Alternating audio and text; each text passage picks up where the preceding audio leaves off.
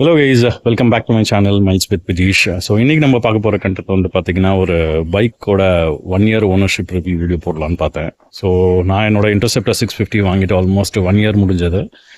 ஒரு 6000 கிலோமீட்டர்ஸ் கிட்டத்தட்ட ஓட்டியிருக்கேன். ஸோ இந்த 1 இயரில் வந்து என்னோட எக்ஸ்பீரியன்ஸ் என்னன்னு சொல்லிட்டு உங்க கூட ஷேர் பண்ணலாம்னு நினச்சேன். ஸோ வாங்க வீடியோக்குள்ளே போகலாம்.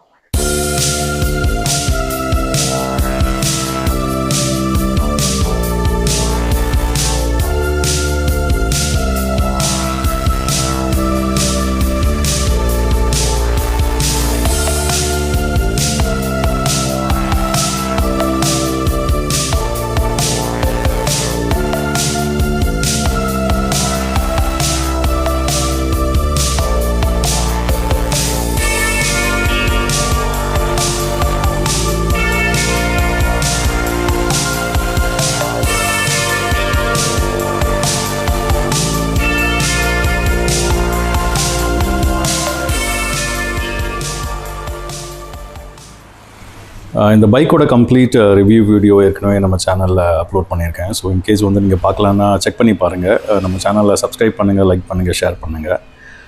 ஸோ இந்த வீடியோவோட கண்டென்ட்டு பார்த்திங்கன்னா வந்துட்டு ஒரு ஓனர்ஷிப் எக்ஸ்பீரியன்ஸ் வீடியோ. ஸோ 1 இயரில் வந்துட்டு எனக்கு இந்த பைக்னால் வந்து என்ன அட்வான்டேஜ் இருந்தது, என்ன டிஸ்அட்வான்டேஜ் இருந்தது, அந்த மாதிரி டீட்டெயில்ஸ் பற்றி பேசலாம்னு நினச்சேன்.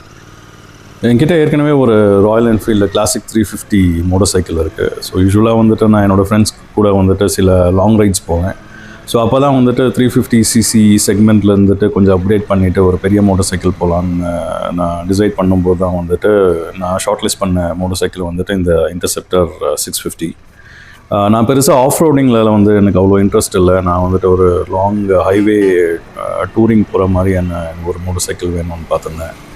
ஸோ அப்போ தான் பார்த்தா 650cc செக்மெண்ட்டில் ராயல் என்ஃபீல்டில் வந்துட்டு நிறைய கேட்டகரிஸ் இருக்குது. பட் எனக்கு ரொம்ப பிடிச்ச இந்த ரெட்ரோ பேஸ்டு மோட்டர் சைக்கிள்னால வந்துட்டு நான் இந்த இன்டர்செப்டர் 650 வாங்கியிருந்தேன். ஸோ இதனுடைய பாசிட்டிவ் சைட்ஸ்னு பார்த்தீங்கன்னா வந்துட்டு வந்துட்டு இதனுடைய இன்ஜின் தான் சொல்ல முடியும். ஸோ இதில் இருக்கிறது பார்த்திங்கன்னா ஒரு 648cc air and oil cooled parallel twin engine.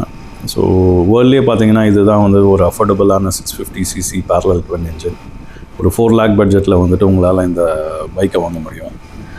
So இதுலேயே வந்து GT 650 மற்ற BR 650 எல்லாம் இருந்தது. பட் வந்துட்டு எனக்கு வந்துட்டு ஒரு இந்த மாதிரி ஹைவே டூரிங் போகிறதுக்கு இந்த பைக் தான் எனக்கு கம்ஃபர்டபுளாக இருந்த மாதிரி இருந்தது. அதே மாதிரி என்னோடய ஹைட்டும் பார்த்திங்கன்னா ஒரு 5.5 தான். ஸோ அதனால் வந்துட்டு எனக்கு இந்த சீட் ஹைட் வந்து கரெக்டாக இருந்தது. இதனுடைய சீட் ஹைட் பார்த்திங்கன்னா 805 mm. ஸோ இதுலேயே வந்துட்டு BR 650 இருக்குது. அது இதை விட அட்வான்ஸான பைக்கு. பட் அது கொஞ்சம் ஒரு ஸ்க்ராம்ப்ளர் கேட்டகரியில் இருந்தது. அதே மாதிரி வந்துட்டு ஹைட்டு கொஞ்சம் ஜாஸ்தி இருந்ததுனால வந்துட்டு நான் அந்த பைக் வாங்காமல் இந்த பைக்கை ஷார்ட் லிஸ்ட் பண்ணியிருந்தேன். ஸோ செகண்ட் பார்த்திங்கன்னா இதனுடைய ரீஃபைண்டான இன்ஜின். ஸோ நீங்கள் வந்துட்டு ஒரு 350cc இல்லை வந்து 400cc அப்கிரேட் பண்ணி ஒரு ட்வின் சிலிண்டரில் வரும்போது வந்து உங்களால் வந்து ஈஸியாக வந்து அந்த இன்ஜினோட ரிஃபைன்மெண்ட்டை வந்துட்டு தெரிஞ்சுக்கலாம். ஸோ வந்து இது வந்து சூப்பர் ஸ்மூத்தான இன்ஜின். நீங்கள் ஹைவேல வந்துட்டு நீங்கள் எவ்வளோ நேரம் க்ரூஸ் பண்ணாலும் நீங்கள் வந்து அவ்வளோ டயர்டாக மாட்டீங்க. ஸோ ஈஸியாக வந்துட்டு இது வந்து 120, 130, மோர் தென் 150 வரைக்குமே போகலாம். பட் ஆன் சேஃபர் சைடு வந்து நீங்கள் 120 to 130 வந்து ஈஸியாக வந்து க்ரூஸ் பண்ணிட்டு போய்கிட்டே இருக்கலாம். அடுத்தது பார்த்திங்கன்னா இதனுடைய டிசைன் லாங்குவேஜ். இது வந்து ஒரு சிம்பிளான ஒரு மோட்டர் சைக்கிள். ஜஸ்ட் ஒரு மோட்டர் சைக்கிள் எப்படி இருக்கணுமோ அந்த மாதிரியான ஒரு ரெட்ரோ பேஸ்டு ஒரு roadster type of motor cycle. இதில் எந்த ஒரு காம்ப்ளெக்ஸான டிசைன் எதுவுமே கிடையாது. அதே மாதிரி பார்த்திங்கன்னா இதில் வந்துட்டு நம்மளுக்கு தேவையான ஃபீச்சர்ஸ் எல்லாமே இருக்குது. So it comes with twelve channel ABS. So வந்துட்டு ஃப்ரண்ட் அண்ட் ரியரில் பார்த்திங்கன்னா டிஸ்க் பிரேக்ஸ் இருக்குது. ஸோ இந்த பர்டிகுலர் வேரியண்ட்டில் பார்த்தீங்கன்னா அலாய் வீல்ஸும் வருது. ஸோ அதனால் வந்துட்டு உங்களுக்கு பஞ்சர் ஆகும் அப்படின்ற மாதிரி ஒரு தலைவலி தேவையில்லை. ஸோ வந்துட்டு டயர் கரெக்டாமலே உங்களால் வந்துட்டு பஞ்சர் போட முடியும். So one of the reason வந்துட்டு நான் மெயினாக வந்துட்டு ஏன் இந்த குரோம் இன்ஜின் விட்டுட்டு நான் இந்த பிளாக் அவுட் இன்ஜினுக்கு போகிறதுக்கு காரணமும் வந்துட்டு லெஸ் மெயின்டெனன்ஸ். ஏன்னா அது வந்துட்டு உங்களுக்கு வந்துட்டு நிறையா நீங்கள் அப்போ பாலிஷ் பண்ணிக்கிட்டே இருக்கணும். அதே மாதிரி இந்த வேரியண்ட்டில் மட்டும்தான் வந்துட்டு அலாய் வீல்ஸ் வருது. ஸோ அதனால் டியூப்லெஸ் டயர். ஸோ இன்கேஸ் வந்துட்டு பஞ்சர் ஆனாலும் வந்துட்டு ஈஸியாக அவங்களால பஞ்சர் போட முடியும். இதுவே மற்ற வேரியண்ட்டில் பார்த்தீங்கன்னா ஸ்போக் வீல்ஸோடு வரும். ஸோ அது உங்களுக்கே தெரியும் வந்துட்டு ஸ்போக் வீலில் இருக்கிற டியூப் டயரை வந்துட்டு பஞ்சர் போடுறது வந்துட்டு ஒரு பெரிய டாஸ்க்கு. ஸோ அதே மாதிரி எல்லா லோக்கல் மெக்கானிக்ஸும் வந்துட்டு பஞ்சர் போட மாட்டாங்க. அதே மாதிரி இந்த வண்டி வந்து வெயிட் வந்து ஆல்மோஸ்ட் ஒரு 225 kg இருக்குது. ஸோ அதனால் பஞ்சர் ஆச்சுன்னா உங்களால் தள்ளிட்டும் போக முடியாது. ஸோ இதெல்லாம் யோசிச்சு தான் வந்துட்டு இந்த பர்டிகுலர் வேரியண்ட்டை நான் சூஸ் பண்ணியிருந்தேன். அடுத்தது இந்த வண்டியோட மெயின்டெனன்ஸ்னு பார்த்தீங்கன்னா, இப்போ இந்த ஆல்மோஸ்ட் 1 இயரில் வந்துட்டு ஒரு 3 சர்வீஸ் விட்டுட்டேன். ஸோ இனிஷியலாக 500 கிலோமீட்டர்ஸ் ஒரு சர்வீஸு. ஸோ அதில் பார்த்தீங்கன்னா என்டையர் இன்ஜின் ஆயில் எல்லாத்தையும் மாற்றுவாங்க. அதுக்கப்புறம் வந்துட்டு ஒரு 6 months சர்வீஸ், அதுக்கப்புறம் வந்து 1 இயர் கம்ப்ளீட் சர்வீஸு. ஸோ இந்த 1 இயரில் பார்த்தீங்கன்னா 2 வாட்டி கம்ப்ளீட் இன்ஜின் ஆயில் சேஞ்ச் பண்ணியிருந்தாங்க. இன்ஜின் ஆயில் மட்டும் இல்லாமல் engine oil filter plus air filter எல்லாமே சேஞ்ச் பண்ணும்போது எனக்கு வந்து அப்ராக்சிமேட்டாக ஒரு 3200 rupees சார்ஜ் பண்ணியிருந்தாங்க. ஸோ ஒரு 650 cc வந்துட்டு 3200ன்றது ஒரு டீசெண்டான மெயின்டெனன்ஸ் காஸ்ட்டுன்னு தான் சொல்ல முடியும். இதுவே வந்து நீங்கள் வேறு பிராண்ட்ஸில் போனீங்கன்னா வந்துட்டு ஒரு 650 cc சர்வீஸ் காஸ்ட் வந்து இதை விட ரொம்பவே ஜாஸ்தி.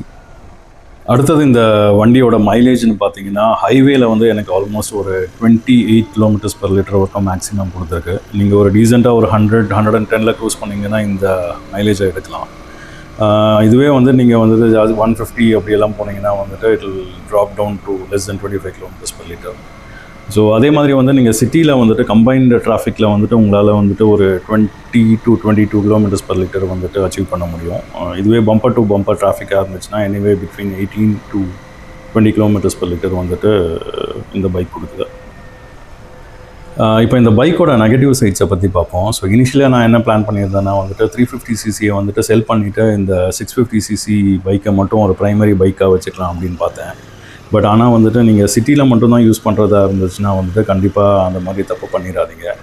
ஏன்னா இது வந்துட்டு ஒரு மேசிவான பைக்கு. பார்க்க தான் சின்ன பைக் மாதிரி இருக்குது, பட் ஆனால் ஒரு 225 கிலோ இருக்குது. ஸோ இதை வந்துட்டு உங்கள் சிட்டி டிராஃபிக்கில் ஹேண்டில் பண்ணுறது வந்து ரொம்பவே கஷ்டம்.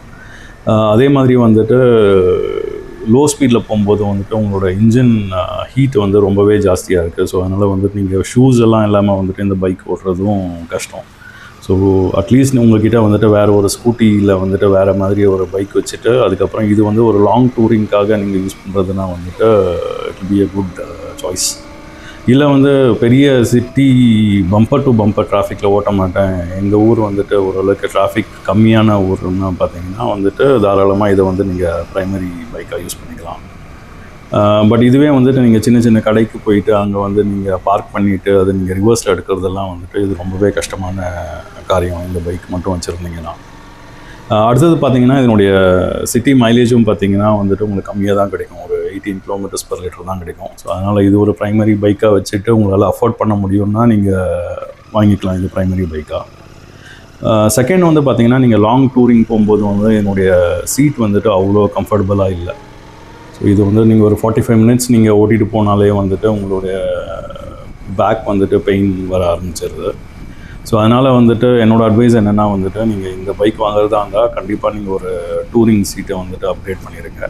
ஸோ ராயல் என்ஃபீல்ட்லேயே வந்து கூட டூரிங் சீட் அவைலபிளாக இருக்குது. அது வந்து நீங்கள் செக் பண்ணிக்கலாம். நானும் கூடிய சீக்கிரத்தில் வந்துட்டு ஒரு டூரிங் சீட்டை மாற்றணும்.